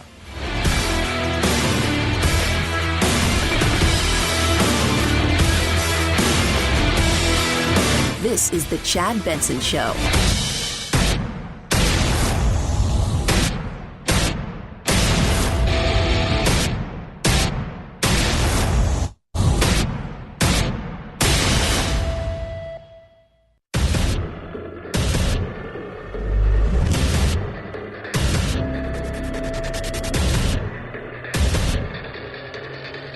Independent thoughts, independent life. This is Chad Benson. If those tax returns come out, we'll see what they discover. Could that be politically damaging to the president? It certainly seems like he doesn't want them to come out. He appears to be covering up on many different fronts as we head in to the next election. That didn't cut into his support in 2016. We'll see whether it matters in 2020. It doesn't matter, right? I watched a few of the Talking Head shows this weekend, but, it got in the way of watching the Premier League, so I wasn't going to really give up that. It was the final weekend of the Premier League in soccer, so I wasn't going to give up that, right? I was going to watch that instead. It's more entertaining anyways, right? So I'm watching some of these things, and they focus, again, it's the craziness of it all. They're hyper-focused on all kinds of things, and the New York Times report was a big one this week about his tax returns from 85 to 94. We've had at least 2 reports in the New York Times showing that over the course of 2 decades, the president didn't pay federal income tax for the better part of 2 decades. You have a lot of questions about whether the president faces any conflicts with foreign financing and whether his own tax bill gave him benefits. So those are all questions that are legitimate right now. They're not legitimate. They're not. They're not. He also lost billions, which everybody was laughing about, like $1 billion and plus over that 10-year period, right? He didn't do anything illegal. Not one time when you read any of the New York Times, it's, oh, this is illegal. No, it's set up that way. We talked to a guy last week that's what he does for a living. He's got about $500 million under management in New York State real estate. He's like, yeah, it's exactly what you're supposed to be doing. You ask any tax professional about that's exactly what you're supposed to be doing. But that's such a huge thing, man. Other people's money is massive. And here's the other thing. If you are, let's just say for the sake of argument, Howard Schultz, who's quietly disappeared, but he decides to get back into it. You don't think that there would be some conflict? He's put a Starbucks all over just about in every country in the globe, right? You could go to places you're like, that's a country? And you're like, yeah, they got a Starbucks there. Oh. Right? You can find it now if you're going to be successful, unless you're just politics. That's all you're going to do. And that's the sad thing in this day and age that I look at. You know, you go back and, you know, whether you like our founding fathers, you hate our founding fathers, you want to get rid of our founding fathers, all of those kind of things. The sad thing is we used to have people that did all these other things, and then later in life, they came to politics because they felt there was a need to do something, and then they returned back to what they wanted to do. We don't have that anymore. Just like you're a little kid and you grow up and you want to be a doctor, you want to be a baseball player, you want to be an astronaut, a scientist, whatever it is. There's so many kids, and I've met a ton of them, right? You know, you interview and you talk to Congress people and senators, and you meet them all, and all of them got law degrees, and never one of them is ever going to step into a courtroom as a lawyer. They've got political science degrees because their whole goal is they want to go to Washington, and this is what they want to do. And that's what they grew up wanting to do. And it's just, I find it to be odd. I do. It's completely out of touch with the world. So if you have anybody, I don't care who it is, right? You could be on the other side of the aisle, and you could be a billionaire and successful. And I bet you there's going to be things that you do that people could draw a line to and say, ha-ha. And it's ridiculous. They're just going to keep looking and looking and looking.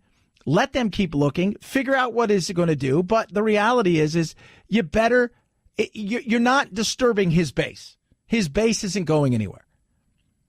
They're not. They're not going anywhere at all. And you can scream and yell constitutional crisis all day long, but Bill Maher over the weekend said it, and I absolutely believe it to be true. It's what we've been saying here for, months. I feel like we're in a permanent state of constitutional crisis now. They say it every week now. Taxes, no, you can't seize taxes. Steve Mnuchin says there's no legitimate legislative purpose. Security clearances, us to know, you to not find out. Redacting the redacted Mueller report, executive privilege, again, not a thing. Deutsche Bank, they want those documents. They're suing for that. That'll never happen. So it's a constitutional crisis. Democrats either do something or stop talking about it, because I think you're just making yourselves look weak. You're just making yourselves look like people who talk and don't do anything. That's it. That's exactly what it is. Do something or move on to something else. The game that you're talking is great for your base, except there's zero action behind it. Right? You're not going to impeach him. You know, and Nancy Pelosi's like, well, we may be forced to impeach him. Then do it. Go ahead and do it. And if you think we're in trouble now because we're divided, if you think that that's true, listen to Adam Dipschiff. We are already a bitterly divided country. An impeachment process will divide us further. Yeah. They're going to look and say, you're trying to get rid of the president that we elected, that you don't like us. You're getting rid of him. You hate him, and you're doing this. And what do you think? They're going to go, well, they're doing it now, so we're going to come over to your side. Hell no. At that point in time, you could run a potato as a Republican, and they're going to get 40% of your vote. Just because they can't stand you. If you think it's divided now, whoo, ugly. 323-538-2423 at Chad Benson Show is your Twitter. Guess what, kids? It's ugly, but it's happening. It is a tax battle. I do not call it a war. I call it a tax battle, because that's kind of what it is. It's going on right now between us and China. Take a deep breath. In my judgment, the economic consequences are so small, but the possible improvement in trade and exports and open markets for the United States, this is worthwhile doing. Take out for just a second the tariffs and the trade battle. Look at it in a way that is much more geopolitical and a how are we doing business in the future globally? Who wins out? Does capitalism, free market win out? Or is it going to be the Chinese way? That right there is a much bigger thing. This isn't solely about tariffs and all of it. There's so much more that is put into this that I don't think people realize. It's a much bigger thing. China and where they want to go and how they want to get there and what they want to do when they get there should scare a lot of people. So I'm fine with this. Is it going to suck for some? Absolutely. Larry Kudlow. The tariffs themselves are producing a big increase in customs duties, big increase. He said duty. Perhaps something of a magnitude this past 12 months of maybe $25 billion. That will help finance farmers, and that will help ease the transition. Yeah. But is it going to be the end-all, the be-all? No. Is it going to hurt some people? Yes. It is. Some people are going to pay in a big way. Farmers, in certain areas, soybeans, things like that, they're going to feel this big time. Do we help them? I'm sure we'll have to have some sort of relief and help for them. But long-term gain over short-term pain, the sting that we feel now, and what we're facing when it comes to what China wants globally, both through their military and through their financial side of things, to take them on, and we aren't going to feel it like they're going to feel it. Because remember, they need our money far more. Well, Chad, they own all of our debt. Clean up a lot of that debt fast. You underestimate what we do, what we have, and where we can go. And I think a lot of people underestimate that. And let's remember this, too. China's other big issue is the fact that they need their economy to grow so their people are less discontent over the fact that they have not a lot of freedoms. And this is one of the freedoms they do enjoy. Absolutely. Could it hurt Trump here is always a question. But I still have advised the administration, get this done, because the longer we're involved in a tariff battle or a trade war, the better chance there is that we could actually enter into a recession because of it. Yeah, Rand Paul right there. Is it going to happen? No, I don't think it's going to happen. I think we're going to go into a recession, not based on this. Our economy's still rolling strong. Doesn't mean we're not feeling a little bit. You got the stock market bouncing all over the place. But just because the market's going up and down doesn't mean there's not opportunity. But remember that longer term, the U.S. economy is still doing well. I think that there will be some resolution. And if there's something out there that you like and that you find particularly attractive, this may be a buying opportunity. Absolutely. When there's blood in the streets, that's great opportunity. You know, when you heard back in, remember, 2008, there's trillions of dollars wiped off the board. Oh, my God, all this money lost wealth. Money wasn't lost. Other people made that money. A smaller group of people had the foresight to realize at some point in time these things are going to go down. They played the game. It just transferred from one side to the other side. Now, that's a tough gamble for a lot of people. You have to have a lot of money. But somebody is making money somewhere. It's not like, oh, it just disappeared. No, it doesn't work that way. 323-538-2423. At Chad Benson Show is your Twitter. You can tweet at us. So this is interesting story about a man named Ron Sullivan, right? He's dean at Harvard. And so's his wife. They're black, by the way. And he happens to be an attorney, as does she. And he happens to be defending somebody who's evil. When Ron Sullivan joined Harvey Weinstein's defense team, it touched off protests at Harvard, where until now he was dean of an undergraduate house. Harvard removed Sullivan from the post after students said defending someone accused of abusing women made Sullivan an inappropriate mentor. Harvard's decision came the day after Sullivan told a judge here he would no longer be serving on the defense team, a decision a spokesman said had no impact on Weinstein's main defense lawyer, Jose Baez. Yeah, and it's funny the way that these, did they not understand? You're at Harvard. Most of you are probably getting your law degrees. Do you not understand that the person whether you like him or not, and he's a defense attorney, that they have the right to a defense. I mean, the way that you act is as if, well, we should just take him out. You may dislike him all you want, but he still has the right, right? Have you not read our Constitution? You not understand it? Do you think we should just take him out and what, hang him by his thumbs, right, until he confesses, and then throw away the key after we lock him up somewhere? Doesn't work that way. He has the right to a defense, and he may be a scumbag. That's what the courts will do. But he has the right to a defense. And it's so funny that they're out there doing that. And I'm just like, my God, is that where we're headed? This is the youth of America that believes in this, that buys this crap, that defending somebody like this is evil and bad. Maybe what, he should defend himself? Does that sound fair? No. Just insane. What do you do, man, when you're so woke that you don't get it? Isn't that great? That's got to be great, to be so woke that you're oblivious. I'm so woke, I'm oblivious. It's awesome. Never been so woke in my life. 323-538-2423 at Chad Benson Show's your Twitter. I think when you're that woke and you're oblivious, I think we call it a coma. I think that's what we call it. AMAC, an amazing organization, fighting for you for things like Social Security reform. Yeah, they realize in the next 5 to 10 years there could be some real issues with Social Security that we may not come back from that if we don't get it sorted out. That's why they submitted recommendations to Social Security Subcommittee of the House and Ways and Means Committee to do what? How do we fix this long-term, have solvency without raising taxes? Common sense immigration reform, they're fighting for it. On top of that, tons of benefits, retail, restaurant, hotel discounts, you name it, they've got it, and they're willing to put their money where their mouth is. How would you like to join them today? If you're over the age of 50, a 1-year membership, absolutely free. There's no cost, no tricks, no gimmicks, none of that. All you have to do is sign up. Go to amac.us/Chad or call 888-355-1617. That's 888-355-1617. They got retail, restaurant, hotel discounts, amusement park discounts, movie ticket discounts, competitively priced insurance. You name it, they've got it. It's 1-year membership, absolutely free. That's amac.us/Chad or call 888-355-1617. It's the Chad Benson Show.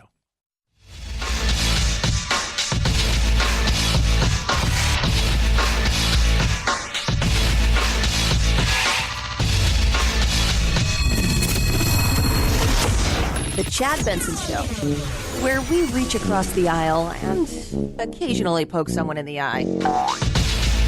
United Nations Secretary General Antonio Guterres is traveling to South Pacific islands that are at risk of being inundated by rising seawater. Stopping in New Zealand, he called climate change the biggest threat to our lives and to the life of the planet, and we are not winning the battle against climate change. He put some of the blame on world leaders. In many decisive parts of the world, governments are not showing enough political will. He said the world is not on track to meet the targets laid out by the 2015 Paris Climate Agreement. What? And it's not just us, by the way. I just want to let you know that, right? Because we've walked away from that, as you know.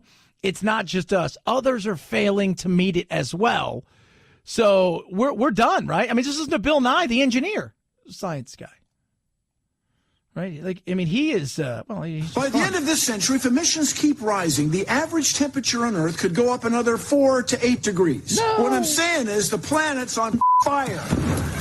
There are a lot of things we could do to put it out. Are any of them free? No, of course not. Nothing's free, you idiots. Grow the You're not children anymore. I didn't mind explaining photosynthesis to you when you were 12, but you're adults now, and this is an actual crisis. Got it?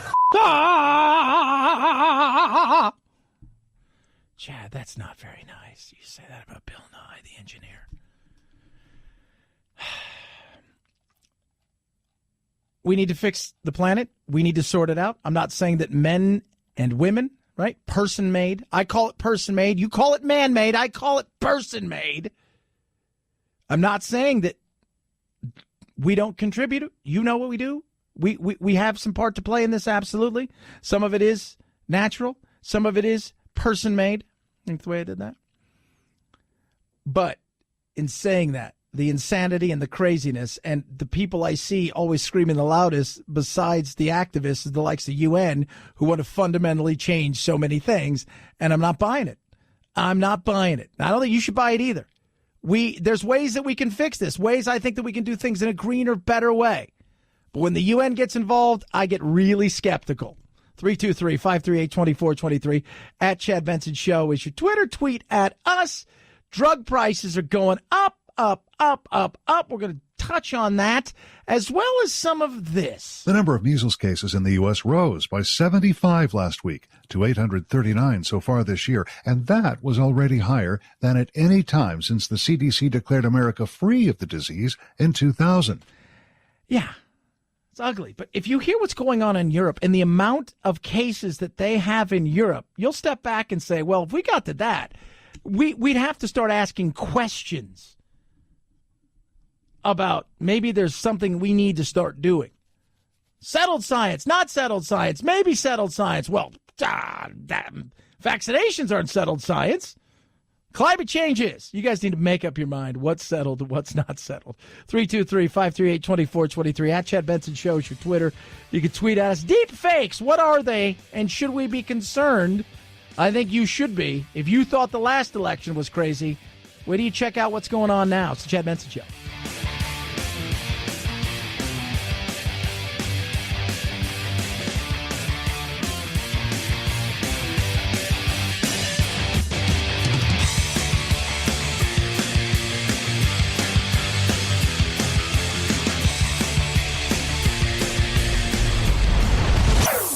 Chad Benson Show.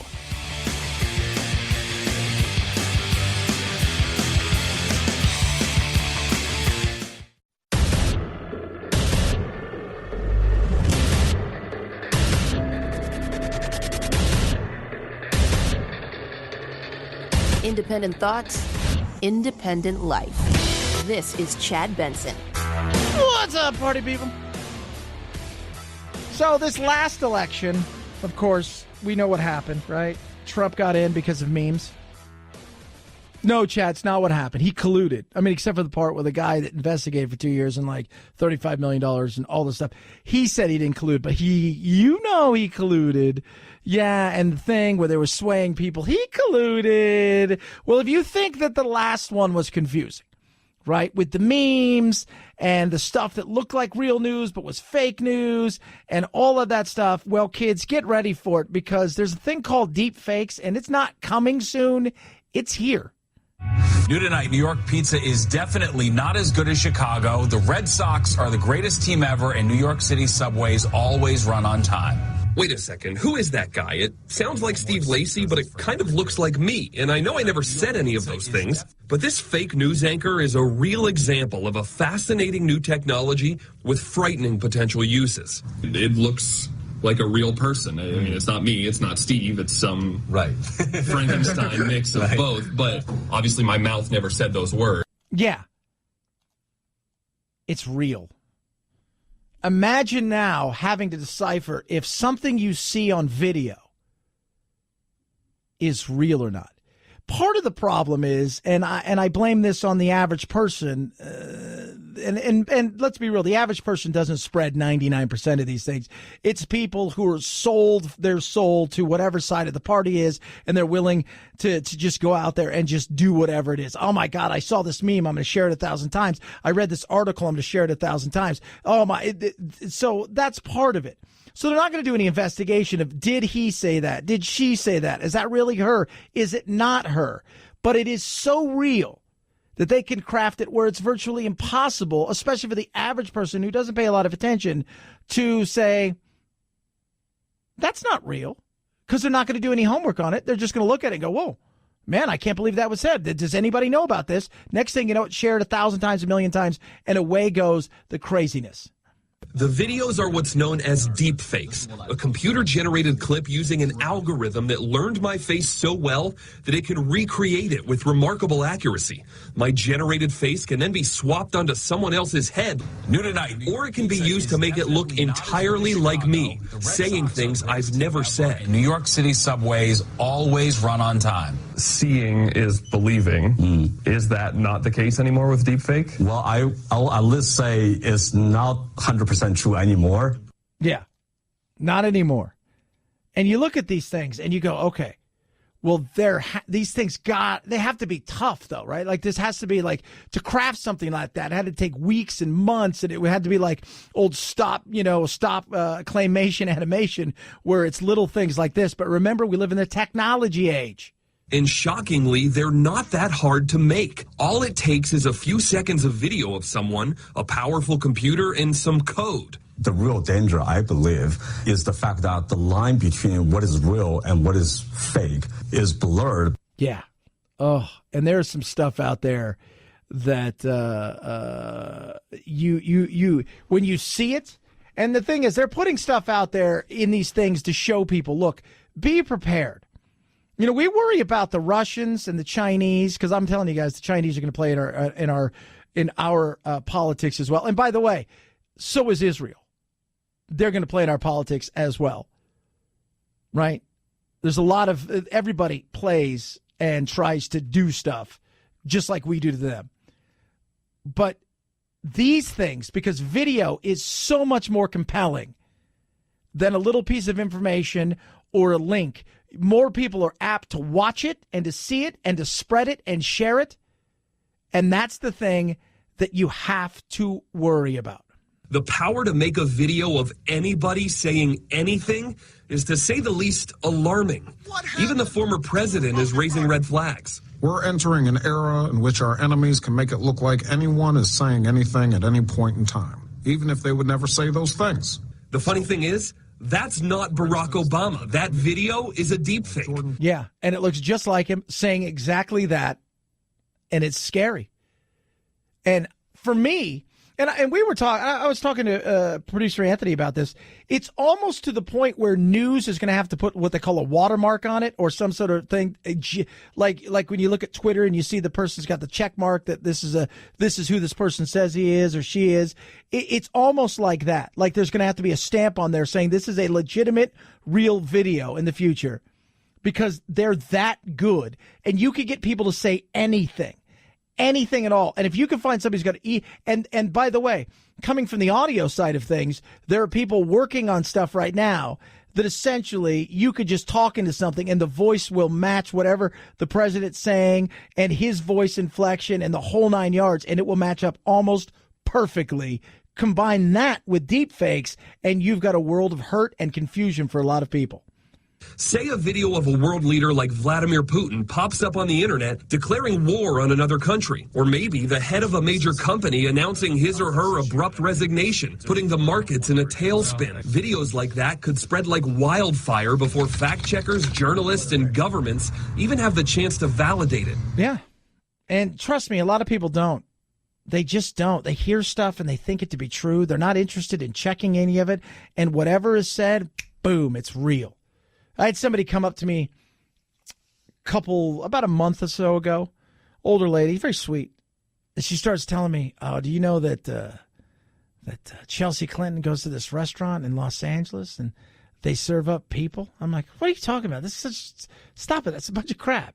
She goes, well, I don't know if that's true or not, but I do know that Michelle Obama is a man. And I said, that's a bunch of crap. It's been no, it is. And there's a video, and I'm just like, wow. And people buy into it. And that's the thing that's insane. That is the thing. Just like people think that, that Trump is the Manchurian candidate and just waiting for the words from Putin. I mean, it's the insanity of how people buy into these kind of things. And the fact that they just believe it hook, line, and sinker is just as scary as the fact that there are deep fakes out there. And we're worried about old technology from a few years ago with people who set up websites that look eerily similar to what could be a legitimate news site to spread fake news and set up groups on Facebook and this, that, and the other. Guess what? They're long gone past that now. And the government is paying attention. It poses a major threat to the United States, and something that the intelligence community needs to be restructured to address. Their main focus is actually detecting deepfakes. And as the research grows, so will the quality of the deepfake videos being produced, making it harder and harder to differentiate between what's real and what isn't. Yeah, so be prepared. It's coming. And understand, when you see something, it is good to question stuff. It is good to say, you know what? I don't think he or she, as loud as they are and as crazy as they are, I don't think they would say something like that. It's good to question both sides in situations like this for some videos and things that are going to be shared in the future where you're not hearing about it anywhere else. And the easiest thing to do is to go to Google and to say, did so-and-so say this? And watch how fast it's debunked or backed up. 323-538-2423 at Chad Benson Show is your Twitter. Actress Felicity Huffman is expected inside this Boston courtroom this afternoon, this time to enter a plea of guilty. The Desperate Housewives star is one of 33 parents caught up in the college admission scandal. She signed a plea deal back in April admitting to paying $15,000 to have an SAT proctor correct the answers on her daughter's exam, improving her score by 400 points. Huffman later expressed deep regret and shame, writing in a statement, "My daughter knew absolutely nothing about my actions." Yeah, you should feel sorry about that. I do wonder now. It's like, God, what happens to those kids who didn't? How do you feel about mom and dad? Like, mom and dad were that desperate to help you get in somewhere or that desperate to see you get in somewhere that they were willing to do that. And she faces 4 to 10 months in jail, and that was $15,000. Think about, like, Lori Loughlin, who, I'm trying to think, I think she's 500 G's is what she pushed out there. 500 grand, 5 hundos. Good God, she's facing years. She's facing, like, serious time at that. But there's this push, right? This want. I don't get it. I don't get it at all. Like, you know, those kids could have gone to a Cal State. Those kids could have gone to a state university. They could have gone to another private university. And I'm sure it was just like, and that's just it. I mean, it's like the pressure we put on these children nowadays. And then the parents as well. And part of that is because I think the parents also, again, it's a lot of it's, how do I look on Facebook? Right? You know, you go tell your kids, well, my kid's going to Cal State Long Beach, or my kid's going to, you know, they didn't get into NYU, but they're going to some other, you know, they're going to Syracuse. Oh, what? You know, it's like, oh, my God. You know, my kid got into Barbizon to fry. Chad, that's not very nice. I know. But this shows you, though, here's the craziness. Listen to this story. This is out of Ohio. And this shows you, and I'll tell you why they're doing this. But this is the craziness of the competitive weirdness that we want these kids to be uber competitive, but not really. Starting next year, when the senior class at Mason City Schools just outside Cincinnati goes through commencement, there will be no valedictorian announced, no salutatorian either. Only a list of kids who have good enough grades to be considered magna cum laude or summa cum laude. The school board says fierce competition for the top 2 spots hurts students' wellness. The blog Barstool Sports was quick to chime in, saying online administrators are making kids soft and not preparing them for the real world. Mason City says they'll also start class a half hour later next year because studies show that's healthier for kids. Oh, well, I don't care about the starting time, but you know what? Yeah. And a lot of kids spoke up and said, you know, we're not happy about this. We work hard. We're trying.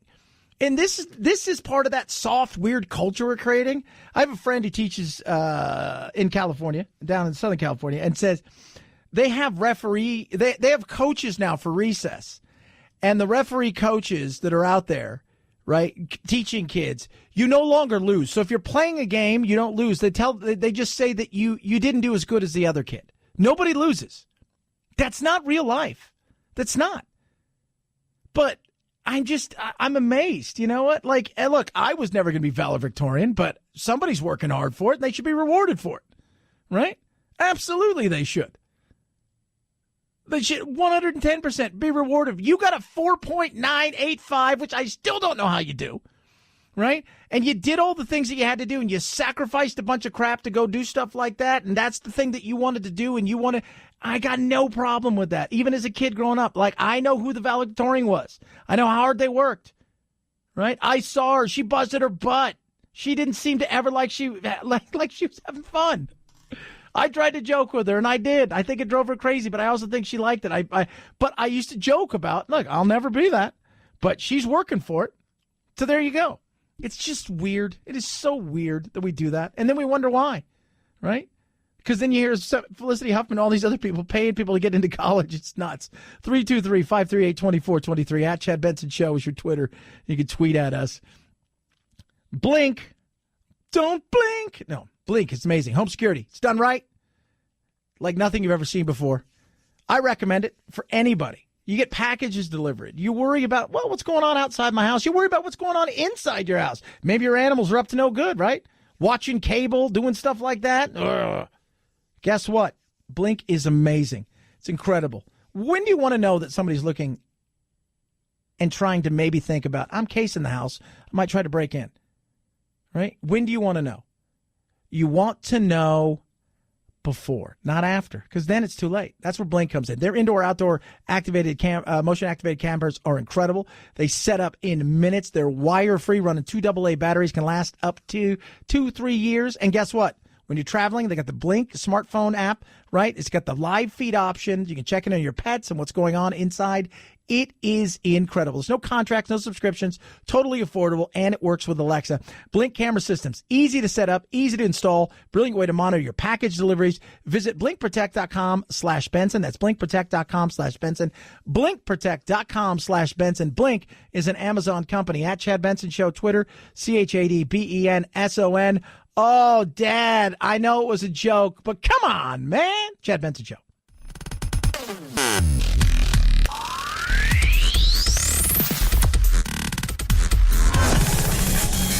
Got that sniffling, sneezing, stuffy head thing going on? Time for your daily dose of Vitamin Chad. There's this want to be famous on the old Facebook, YouTube, Snapchat, WhatsApp, whatever it is out there, the Twitter world, right? Social media. There's this want online. And sometimes people they think, I'll just do this, this, and this, and this will be funny, and it'll work, and it'll be great. Next thing I'll get a lot of views. Well, this guy thought he was being funny. In what state, kids? Florida. That's right. Thought he was. Thought, hey, I'm doing this. I'm doing prank videos. So this will be great. Brian Slocum tells me when he drove by this pawn shop, he came up with an idea for a funny video, but it turned out to be a bad idea. On Tuesday evening, a man entered the A&F pawn shop in Sarasota and made a strange request to store owner Richard Jordan. It's the weirdest, strangest situation that we've ever encountered. He put it up on the counter. He was pretty serious about it. He spun the baby around and said, "Can I pawn this?" Yeah. Can I pawn this? Can I pawn this? The baby. Can I pawn the baby? Get this, right? He thinks he's pranking, but can I pawn the baby? Slocum is a single dad with a 7-month-old son named Caden. At the urging of his nephew, he started making silly videos on Snapchat. On Tuesday, Slocum recorded his latest. This is what I got. He's barely used, 7.5 months old. What do you think he's worth? He didn't think the manager would take it seriously. Just pawn. I don't want to get rid of him.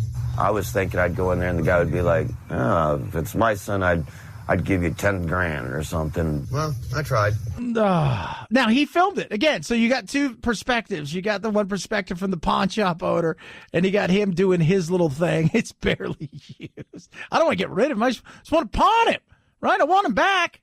Slocum says his joke obviously fell flat. This is not funny. This is not funny. This is serious business. There's nothing in the world that I would trade for my son. I mean, he's my world. Nor any money is worth him. Sarasota police are not charging him, and Slocum has learned his lesson. He is a warning for others. It was a prank. It was a skit.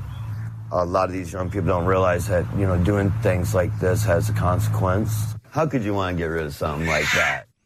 Yeah.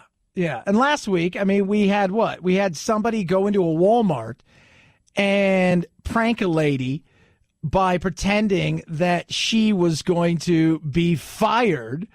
And, because that's what we do nowadays. This is want to be famous, and people are willing to go out of their way, and they don't think about the consequences of their actions. That includes hurting people. Now, I don't think this guy did anything wrong. He was trying to be funny, and maybe he should say, dude, I'm just joking. I'm filming this. That's all it is afterwards. It's just a joke, but he didn't, and I think that was part of the problem. But, of course, they showed up at his house, and but good God, we are willing to go all over the place to try to get notices. It's all about them likes. 323-538-2423. At Chad Benson Show is your Twitter. You can tweet at us. Kids, take a deep breath, okay? Because, right, like there's craziness going on in the world of trade between the United States and America. Breathe. It's going to be fine. I promise you that. All right? It's going to be fine.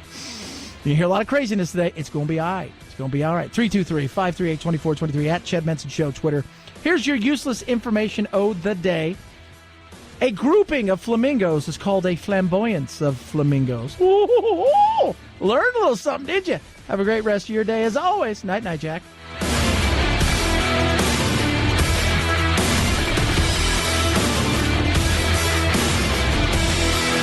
This is the Chad Benson Show.